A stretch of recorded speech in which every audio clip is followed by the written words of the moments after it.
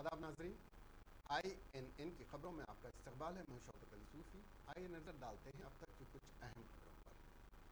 पंजाब के Ludhiana district court में एक धमाके में 2 अफराद के हलाक होने की इत्तला है। जिलाई अदालत की दूसरी मंजिल पर होने वाले धमाके में 5 दीगर अफराद जख्मी भी हुए हैं। ताहम ये धमाका क्यों हुआ, किसने किया, इन तमाम की तफसीलात का इंतज़ार है। इत्तलात के मुताबिक धमाका इतना ज़ोरदार था कि उसके असरात इर्द गिर्द की इमारतों तक भी दिखाई दे रहे थे। धमाका लुधियाना डिस्ट्रिक्ट कोर्ट कॉम्प्लेक्स की 6 मंजिला इमारत की दूसरी मंजिल पर हुआ। मीडिया रिपोर्ट्स के मुताबिक धमाका रात 12:20 के करीब हुआ। अभी तक ये वाज़ेह नहीं हुआ है कि यह बम धमाका था या कुछ और। मीडिया रिपोर्ट्स के मुताबिक आज वकला की हड़ताल के बाद कोई जानी और माली नुकसान नहीं हुआ। कुछ मीडिया रिपोर्ट्स में अदालती इहाते में मौजूद वकला दावा कर रहे हैं कि एक बम धमाका है। ताहम पुलिस टीम मौके पर पहुंच गई है और फिलहाल पूरे इलाके की छानबीन की जा रही है। धमाके की आवाज़ 1 किलोमीटर दूर तक सुनी गई। धमाके के बाद से अदालत के इहाते में अफरा तफरी का माहौल है। धमाके की वजह वाज़ेह नहीं है, लेकिन पंजाब असम्बली के इंतखाबात से कबल उस नौयत के धमाके से कहीं ना कहीं सिस्टम पर सवालात उठ रहे हैं।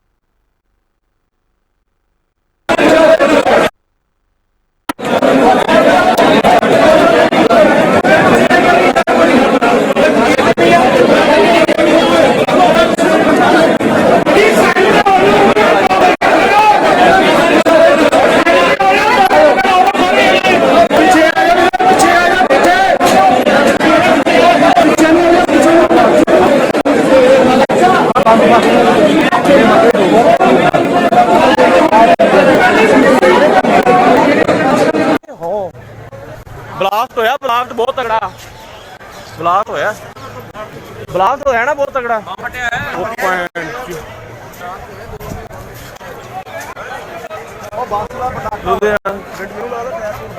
नहीं भाई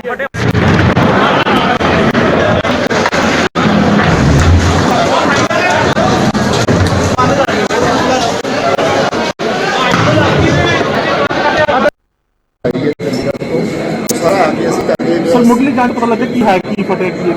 ਅਜੇ ਦੇਖੋ ਕਹਿਣਾ ਬਹੁਤ ਔਖਾ ਹੈ ਕਿ ਸਾਇੰਟਿਫਿਕ ਚੀਜ਼ ਹੁੰਦੀ ਹੈ, ਸਾਰਾ ਐਗਜ਼ਾਮੀਨੇਸ਼ਨ ਫੋਰੈਂਸਿਕ ਰਿਪੋਰਟ ਤੋਂ ਬਾਅਦ ਹੀ ਕਿਹਾ ਜਾਊਗਾ ਤੇ ਉਸ ਇਹਨੂੰ ਸਾਰਾ ਅਸੀਂ ਦੇਖਦੇ। ਮੈਂ ਪਬਲਿਕ ਨੂੰ ਇਹੀ ਸੋ ਹਾਲੇ ਵੀ ਸਮੈਲ ਆ ਰਹੀ ਹੈ, ਬਾਰੂਦ ਵਰਗੀ ਸਮੈਲ ਜਿਹੜੀ ਹਾਲੇ ਵੀ ਮਹਿਸੂਸ ਹੋ ਰਹੀ ਹੈ। ਕੋਈ ਮਟੀਰੀਅਲ ਰਿਕਾਰਡ ਰੂਮ ਹੈ, ਉਸ ਤਰ੍ਹਾਂ ਦੀ ਸਮੈਲ ਉਹਦੇ ਥਾਂ ਆ ਰਹੀ ਹੈ।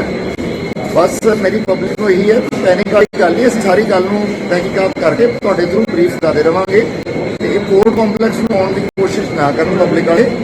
ਔਰ ਦੂਸਰਾ ਇਹਦੇ ਕੀ ਹੈ ਕਿ ਜਿਹੜਾ ਏਰੀਆ ਇਹ ਅਸੀਂ ਸੀਲ ਕਰਕੇ ਰੱਖਾਂਗੇ ਤੇ ਇਹਦੀ ਫੋਰੈਂਸਿਕ ਟੀਮ ਨਾਲ ਉਹਦੀ ਸਾਰੀ ਇਹਨੂੰ ਚੰਗੀ ਤਰ੍ਹਾਂ देखनी है। रियासती गवर्नर डॉक्टर तमिलिसाई सौंदरराजन ने साबिक वजीर आजम PV नरसिम्हा राव की 17वीं बरसी के मौके पर उनकी समाधि वाक़ नेकलेस रोड पहुंचकर फूल मालाएं पेश की और PV नरसिम्हा राव की खिदमत को खिराज अकीदत पेश करते हुए बताया कि PV नरसिम्हा राव को मुल्क की 9 ज़बानें और दुनिया भर की 8 ज़बानें आती थी। उनका शुमार दुनिया की अजीम शख्सियतों में होता था। रियासती गवर्नर डॉक्टर तमिलिसाई सौंदरराजन ने रियासती नौजवान से कहा कि वो PV नरसिम्हा राव को अपना आइडियल बनाते हुए न सिर्फ उनके नक्श कदम पर चलें बल्कि मुल्क की दीगर ज़बानों पर अबूर हासिल करें। रियासती वज़रा मोहम्मद महमूद अली, श्रीनिवास गौड़, श्रीनिवास यादव, रुकन कानून साज कौंसिल वानी देवी, रुकन असम्बली M गोपाल, मुशीर खास बराए तेलंगाना हुकूमत रमना चांदी ने साबिक वज़ीर आज़म PV नरसिम्हा राव की बरसी के मौके पर उनकी समाधि पहुंचकर फूल मालाएं पेश करने के बाद मीडिया से बात करते हुए साबिक वज़ीर आज़म PV नरसिम्हा राव को मुल्क की अजीम शख्सियत करार देते हुए कहा कि PV नरसिम्हा राव का ताल्लुक तेलुगु रियासतों से था और उन्होंने अपनी खिदमत के जरिए मुल्क का नाम रोशन किया। रुकन कानून साज कौंसिल वानी देवी ने अपने वालिद PV नरसिम्हा राव की खिदमत को खिराज तहसीन पेश करते हुए उन्होंने वज़ीर आला के चंद्रशेखर राव से इज़हार तशक्कुर करते हुए कहा कि उन्होंने PV नरसिम्हा राव की 7 साला तकारीब के मौके पर मुसलसल 1 साल तक तकारीब मनाने का जो फैसला किया था वो काबिल सिताइश है। तेलंगाना हाई कोर्ट ने जुमेरात को रियासती हुकूमत को हिदायत दी कि वो कृषि क्रिसमस, नए साल और संक्रांति की तकरीबात के लिए उमाई कुरान के बढ़ते हुए मामलात के पेश नज़र पाबंदियाँ सख्त करें। अदालत ने हुकूमत से कहा कि वो इस बात को यकीनी बनाए कि लोग अवामी मुकामात पर ग्रुपों में घूमना बंद करें। अदालत ने मुशाहिदा किया रियासत में उमाई कुरान के मुख्तलिफ किस्म के मामलात बढ़ रहे हैं और हुकूमत को चौकन्ना रहना चाहिए और त्यौहारों और दीगर तकरीबात के दौरान इन्फेक्शन के फैलाव को रोकने के लिए पाबंदी आयद करनी चाहिए। अदालत ने मुशाहिदा किया हुकूमत से हैदराबाद के हवाई अड्डे पर मुख्तलिफ रियासतों से आने वाले लोगों पर RT-PCR टेस्ट करने को भी कहा गया था। इस वक्त हुकूमत खतरे में है। मुमालिक के मुसाफिरों के खतरे में हैं जो मुमालिक हैं उनकी से वहाँ से आने वाले बैनुल-अक़वामी मुसाफिरों में से 2% पर टेस्ट कर रही है। हाई कोर्ट ने मजीद कहा कि हुकूमत 2 दिन के अंदर रियासत में पाबंदियों से मुताल्लिक़ अहकाम जारी करे। वज़ीर फाइनेंस और सेहत हरीश राव ने सिद्दीपेट में कोंडा लक्ष्मण बाबूजी एग्रीकल्चरल यूनिवर्सिटी में मुनक़्क़िदा साइंस नुमाइश का मुआयना करते हुए तफसीलात हासिल करने के बाद बताया कि वज़ीर आला के चंद्रशेखर राव की क़ियादत में तेलंगाना हुकूमत ज़रई शोबे को बड़े पैमाने पर फ़रोग़ देने के न सिर्फ इक़दाम कर रही है बल्कि असरी सहूलतें फराहम करते हुए पैदावार में बड़े पैमाने पर इजाफा किया जा रहा है। యూనివర్సిటీ మినిస్టర్ గారు వచ్చారు. ఎనీ టైం ఇప్పుడు ప్రోగ్రామ్ ప్రారంభం అవుతుంది.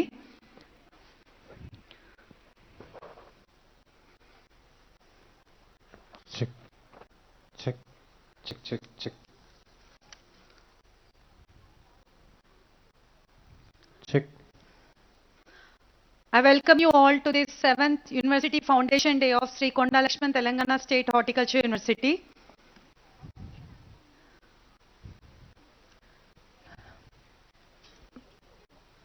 Check We are about to start the program within short time. As Honorable Minister T. Harish Rao Garu has already arrived the eve.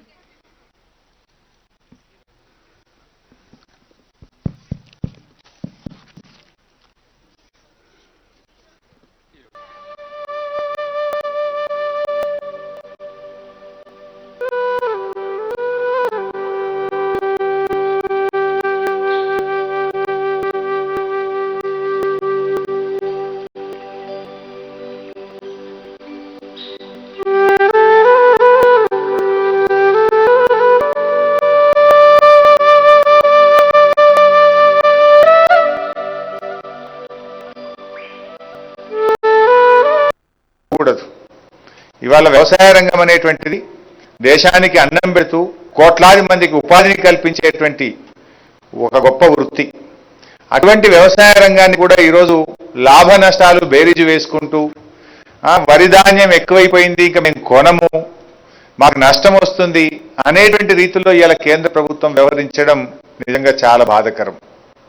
ప్రభుత్వాలు ప్రజల కోసం పనిచేయాలి. ప్రభుత్వాలు ఈ దేశంలో ఉండేటువంటి రైతాంగం కానీ బడుగు బలహీన వర్గాలు అట్టడుగు వర్గాలు ఎవరైతే ఈరోజు ప్రభుత్వం నుంచి చేయూత కోసం ఎదురు చూస్తున్నారో వాళ్ళ కోసం ప్రభుత్వాలు పనిచేయాలి. కానీ ప్రభుత్వాలు వ్యాపారాత్మకంగా పనిచేయకూడదు. ప్రభుత్వాలు లాభ నష్టాలు చూడకూడదు.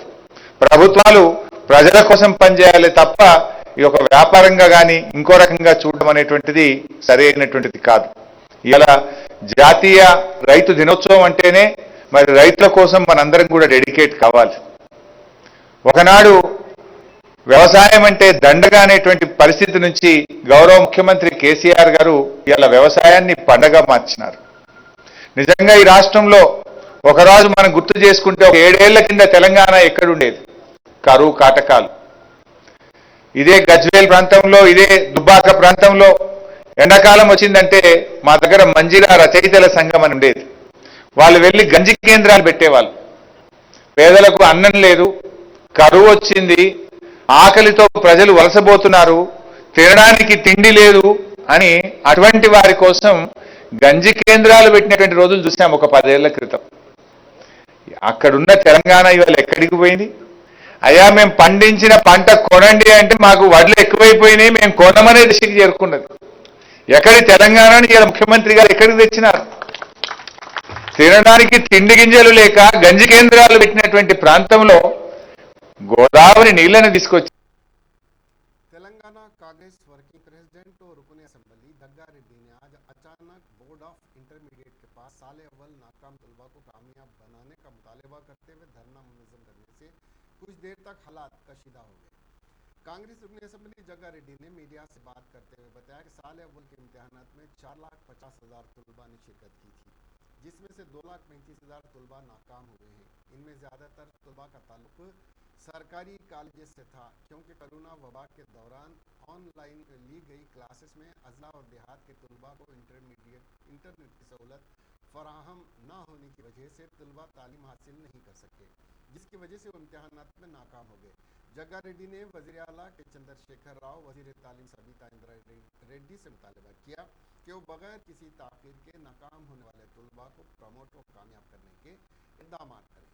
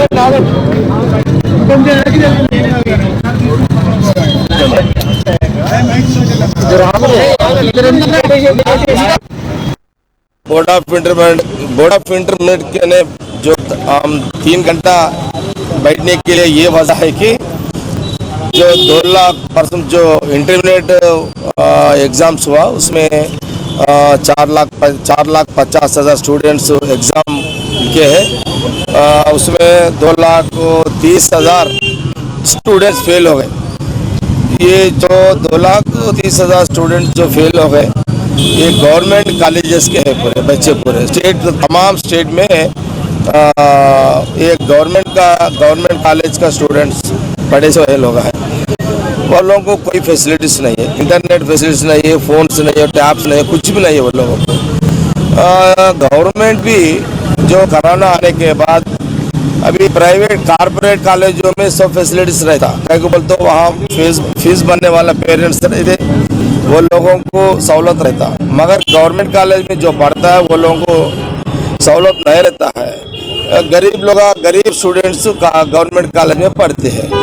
हम कांग्रेस पार्टी के तरफ से ये बोलना चाह रहे हैं कि आप गया 2 साल के पहले भी ऐसा इंसिडेंट्स हुआ है, वो सब मालूम हो के भी जब भी बहुत लोग स्टूडेंट्स मर गए, फिर अभी भी वो मालूम हो के भी कंसल्ट मिनिस्टर सीएम साहब इसके लिए कहीं को नहीं सोचे। अगर आज भी देखो आज रोज 1-2 बच्चे स्टूडेंट्स मर जा रहे हैं, 30,000 जो बच्चे स्टूडेंट्स हैं वो लोगों को पास कर दीजिए, लेट मत करो। अभी आप लेट करके डेली एक स्टूडेंट 2 स्टूडेंट्स ऐसा मरते गए तो पेरेंट्स को मुश्किल होता है, ये तरीका नहीं होता, अच्छी बात नहीं होता गवर्नमेंट का। भाई ये जमाने में भी 30 साल 40 के पहले भी वो जमाने भी अगर कोई जब अभी इंटरमीडिएट इम्पॉर्टेंट है, जब एसएससी था वो जमाने भी क्या था, अगर कोई 1, 2, 3, 5 मार्क्स से कोई फेल हो गए तो एसएससी वो लोगों को मार्क्स मिला के पास करते थे वो गवर्नमेंटों में। मगर हम ये बहुत बड़ा सालों से चल रहा है सिस्टम, मगर आज ये 2,30,000 जो स्टूडेंट्स फेल हो गए वो लोगों को ये कोरोना के टाइम पे कोई फैसिलिटीज नहीं है, पढ़ाई नहीं है, टीचिंग नहीं है, वो लोगों को कहीं को आप लोग गवर्नमेंट कहीं को डिले कर रहे हैं। वो लोगों को मार्क्स डाल के अगर आप लोग पास करिए तो वो लोगों को एजुकेशन ब्रेक नहीं होता। अगर फेल हो गए हमारा बच्चे पूरा हमारा बन जाएंगे, डिस्टर्बेंस होता, ब्रेक आता था। ये गवर्नमेंट कहीं को नहीं सोच रहे। ठीक है, थोड़ा मार्क्स मिला के पास करने में फर्क क्या। कांग्रेस के रुकने कानून साज काउंसिल जीवन रेड्डी ने आज मीडिया से बात करते हुए कहा कि मरकज की बीजेपी हुकूमत और रियासत की टीआरएस हुकूमत को दोनों को ही किसानों के मसाइल को हल करने से कोई दिलचस्पी नहीं है, इसीलिए मिनिमम सपोर्टिंग प्राइस भी नहीं दी जा रही है। नरेंद्र मोदी और केसीआर सिर्फ मगरमच्छ के आंसू बहा रहे हैं और किसानों के साथ खिलवाड़ कर रहे हैं। जीवन रेड्डी ने कहा कि जब तक कि दोनों हुकूमतें मिनिमम सपोर्टिंग प्राइस मुकर्रर नहीं करती हैं, किसान मसाइल से जूझते रहेंगे। जब तेलंगाना रियासत में किसान की हालत को उधर मरकजी हुकूमत जनाब मोदी साहब को समझिए या इधर वज़ीर आला चीफ मिनिस्टर केसीआर को समझिए, दो तरफ से किसानों को नुकसान में डाले जैसा, परेशान करने में कोई नहीं छोड़ रहे साहब। जब हुकूमत मिनिमम सपोर्ट प्राइस फिक्सअप करे तो वो मिनिमम सपोर्ट प्राइस किसान को हर किस्म की फसल को दिलवाना हुकूमत की जिम्मेदार बनते साहब। मगर यहां पे उधर मरकजी हुकूमत और इधर रियासत, दो हुकूमत मिनिमम सपोर्ट प्राइस को नजरअंदाज करते हुए आप जो भी फसल अब उगाओ, आप कहीं भी बेच डालो, किसी को भी बेच डालो, मगर मिनिमम सपोर्ट प्राइस दिलवाने में हमारी जिम्मेदार नहीं है बोल के बोल रहे साहब। अब यहां पे खासकर इस बार प्रोजेक्ट सुन रहे साहब और अंडरग्राउंड वाटर भी ये ज्यादा बारिश गिरने की वजह से अब फसल उगाने के वास्ते अच्छी मौका है। मगर क्या है बोले तो आप धान नहीं कल्टीवेट करना, अगर धान कल्टीवेट करे तो मरकजी हुकूमत खरीदने के वास्ते Telangana state road transport corporation Medaram यात्रा के लिए 3,845 मखसूस बसें चलाने के लिए तैयार है। ये बसें 16 से 19 फरवरी तक चलाई जाएंगी। 2020 में Telangana state road transport corporation ने उतनी ही तादाद में बसें चलाई थी जिनमें 21 लाख अकीदतमंदों की आमद की तवक्को थी, जबकि ज़्यादातर अकीदतमंद साबिक वरंगल ज़िले से जाते हैं। Telangana state road transport corporation Warangal RTC खित्ते से 2,250 बसें चलाएगा। इसके अलावा हैदराबाद से 2 एसी बसें चलेंगी। दरियासना Telangana state road transport corporation बसों को रोकने के लिए 50 एकड़ में बस स्टैंड तामीर कर रहा है। इस महीने के शुरू में वजीर सत्यवती राठौड़ ने यात्रा के कामों का जायजा लिया और ओहदेदारों को हिदायत दी कि वह अकीदतमंदों को कबायली देवी के बगैर किसी परेशानी के दर्शन को यकीनी बनाएं। उन्होंने TSRTC के ओहदेदारों से यह भी कहा कि वो मुख्तलिफ मुकामात से मेदाराम के लिए मुनासिब तादाद में बसें चलाएं। कड़पा के 3 रोज़ा दौरे के एक हिस्से के तौर पर chief minister YS Jagan Mohan Reddy जुमेरात को जिला पहुंचे। दौरे के पहले दिन आज वो पुरुद्दुतूर में मुख्तलिफ तरक्याती कामों का संग बुनियाद रखा और वहाँ मुनक्किद होने वाले जलसे आम से खिताब किया। बाद में चीफ मिनिस्टर बुधवेल गए और वहाँ एक नए RDO ऑफिस के क़याम का संग बुनियाद रखा और इसके बाद गोपावरम में सेंचुरी प्लाईवुड इंडस्ट्रीज का संग बुनियाद रखेंगे। इसके बाद चीफ मिनिस्टर कमलापुरम हल्के के कोपरती पहुँचेंगे और वहाँ मुख्तलिफ सनतों का संग बुनियाद रखेंगे। अपने दौरे के दूसरे दिन 24 तारीख को इडुलपाया पुलिवेंदला मुख्तलिफ सरगर्मियों में हिस्सा लेंगे। इस मौके पर इडुलपाया के YSR घाट पर खुसूसी दुआ की जाएगी। बाद अज़ां पुलिवेंदला में मुख्तलिफ तरक्याती कामों का संग बुनियाद रखने के साथ साथ शुरू किया जाएगा। इस महीने की 25 तारीख के तीसरे दिन ख़ानदान के साथ क्रिसमस की इबादत में शिरकत करेंगे और फिर दोपहर को कड़पा हवाई अड्डे से गन्नावरम के लिए रवाना हो जाएंगे।